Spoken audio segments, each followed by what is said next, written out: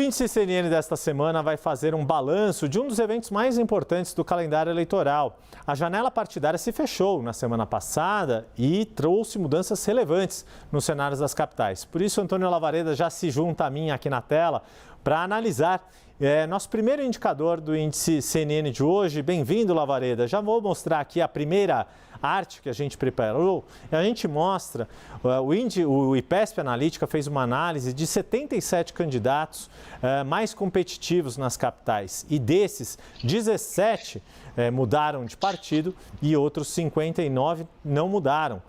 Lavareda, queria te avaliar um pouco esse percentual 20, um quinto, né? Um em cada 5 candidatos mudando de sigla para competição. Isso é um indicativo de uma razoável fidelidade dos candidatos aos seus partidos ou o contrário?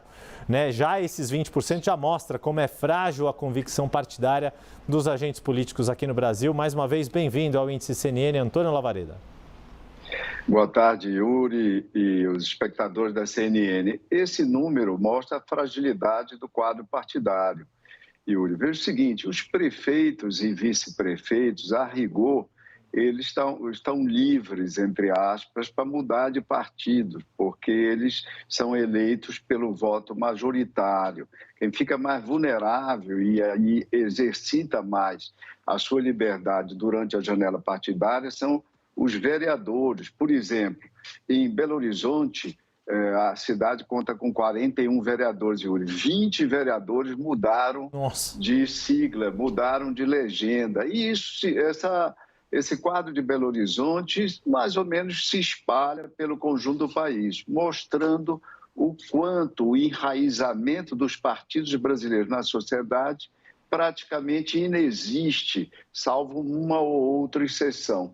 E por que esses vereadores e alguns prefeitos mudam de legenda? Mudam atrás, obviamente, de agremiações que sejam mais competitivas, que tenham um volume de recursos no sentido amplo maior. Seja mais recursos de fundo eleitoral, seja acesso a ministérios ou até presença nos ministérios, seja presença nos governos estaduais, onde obviamente estão os respectivos municípios. Então, isso nos mostra, como você provocava no início da sua questão, fragilidade do sistema partidário, o que é algo, basicamente, bastante negativo para a nossa democracia, Yuri. Sem dúvida, afinal de contas, os partidos é que são as instituições pelas quais as pessoas podem exercer a política institucional por meio dos seus mandatos no Executivo ou no Legislativo. Essa primeira tela, que traz a análise do IPESP Analítica, levou em conta as 26 capitais. E, coincidentemente, a gente falou de 17 mudanças de partidos, mas também são 17 os prefeitos candidatos à reeleição. E há esses outros quase 60, cerca de 60 desafiantes competitivos que foram levados em conta. E aí, curiosamente, Lavareda, na proporção, houve quase 30% de trocas entre os incumbentes, que são os candidatos à reeleição, aqueles que estão na função e podem disputar um novo mandato, mais do que os desafiantes, que foram 20%, como a gente vê com os números absolutos aqui na tela. 47 desafiantes não trocaram, 12 trocaram. 12 prefeitos não mudaram, mas 5 prefeitos mudaram de partido. O que pode explicar esta diferença ou a lógica de escolher um partido mais estratégico? É a mesma, seja desafiante, seja incumbente, né? Esteja ou não o candidato no comando da cidade, do cargo que ele vai disputar na eleição majoritária, Lavareda? Você vê aí, Yuri, que basicamente, se nós olharmos os percentuais, as proporções, não é uma diferença pequena ainda, pequena.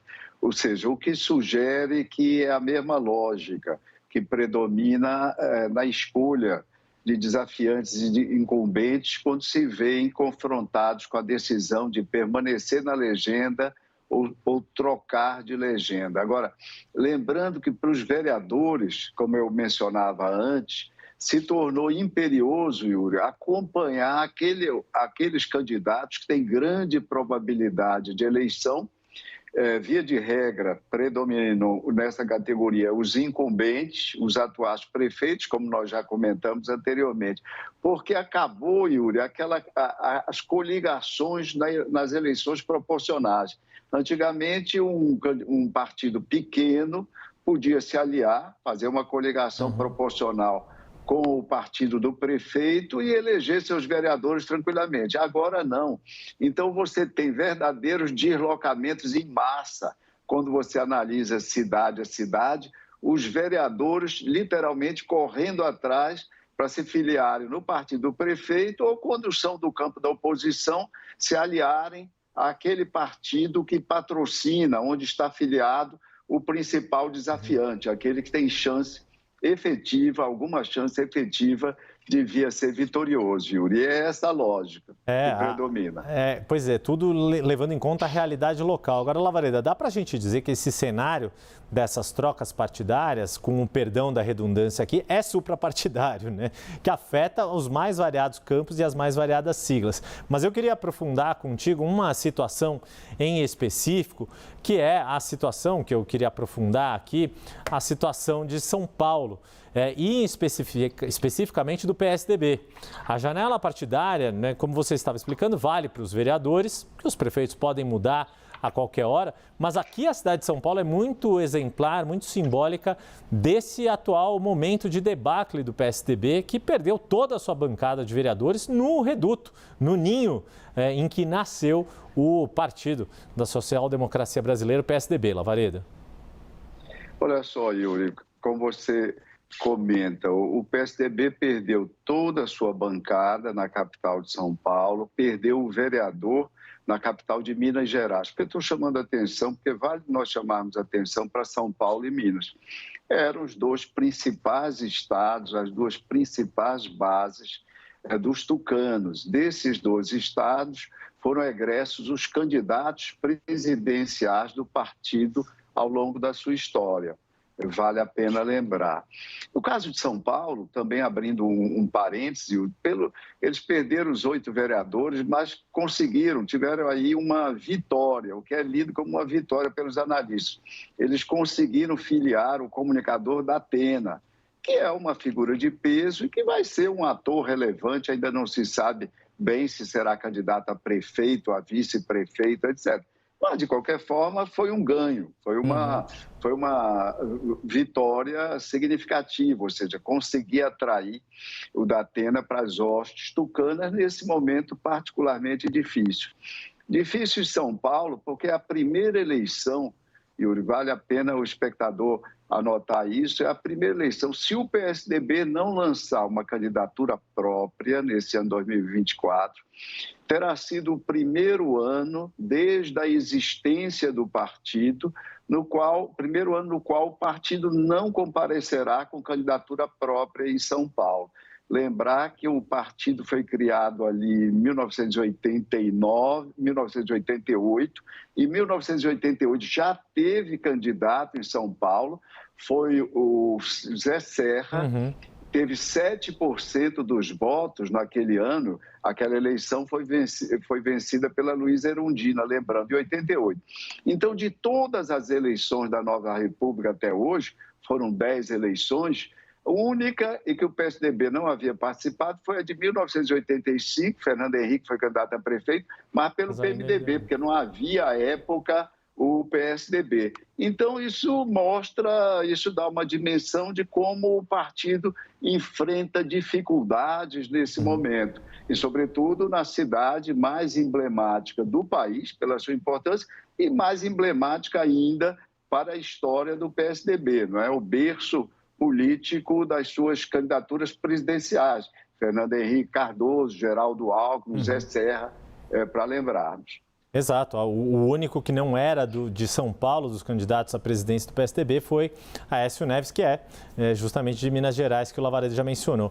E esses dados que o IPESP Analítica traz, relativos a 2024, dizem respeito às 26 capitais. E nas próximas semanas a gente vai poder ter um quadro mais amplo do que a gente tem chamado de G100, dos grupos dos 100 maiores colégios eleitorais, os que têm mais de 2.000 votantes. Mas já aparece aqui na tela, Lavareda, e antes de encerrar, queria fazer esse panorama da janela partidária de 4 anos atrás, levando em conta prefeitos e prefeitas que venceram em 2016 e em 2020 disputaram um novo mandato pela mesma sigla ou por uma nova legenda. E aí são os números que estão na tela. Mais de 2.500 candidatos à reeleição em 2020, dos quais mais de 1.600 foram reeleitos, praticamente 2 em cada 3. Mas, lembrando que desses reeleitos, 40% mudou de partido e 60% não mudou de partido.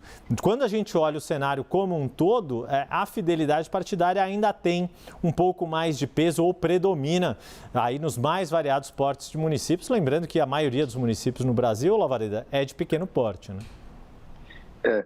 Ô Yuri, veja uma coisa, provavelmente a gente vai ver isso quando os dados forem totalmente computados, mas provavelmente, muito provavelmente, as mudanças, as trocas que se verificaram em 2020 terão sido maiores do que as que ocorreram nesse ano de 2024. E por quê? Porque 2016 foi uma eleição tsunâmica, por exemplo, para o PT. Foi uma eleição onde o partido enfrentou enormes dificuldades, foi a eleição mais danosa do ponto de vista dos resultados para a legenda. Isso foi se refletir em mudanças de vários dos candidatos petistas para outras legendas de esquerda, na maioria dos casos, mas outras legendas. 2020 também foi uma eleição que refletiu aquilo que é chamado de eleição crítica, que foi a eleição presidencial de 2018, que também teve reflexos sobre a composição da bancada federal. Então, em 2020, houve um grande deslocamento, um grande movimento no sentido de alinhamento das bases locais com o quadro, com a nova configuração da política nacional, sobretudo no dizendo respeito à Câmara Federal e ao rebatimento, ao deslocamento, ao realinhamento de forças, de fato, na eleição federal também, Yuri. É isso, este é o sociólogo e cientista político Antônio Lavareda, que semanalmente se junta a mim e a todos nós aqui da CNN para a gente trazer uma análise aprofundada e totalmente fundamentada em dados sobre as eleições municipais. E eu te lembro que você pode rever no canal da CNN no YouTube todas as edições do Índice CNN e, com isso, ter o mais completo panorama das disputas nas capitais e maiores cidades do Brasil. Lavareda, muito obrigado, como sempre. Até a próxima semana. Até a próxima, Yuri. Obrigado.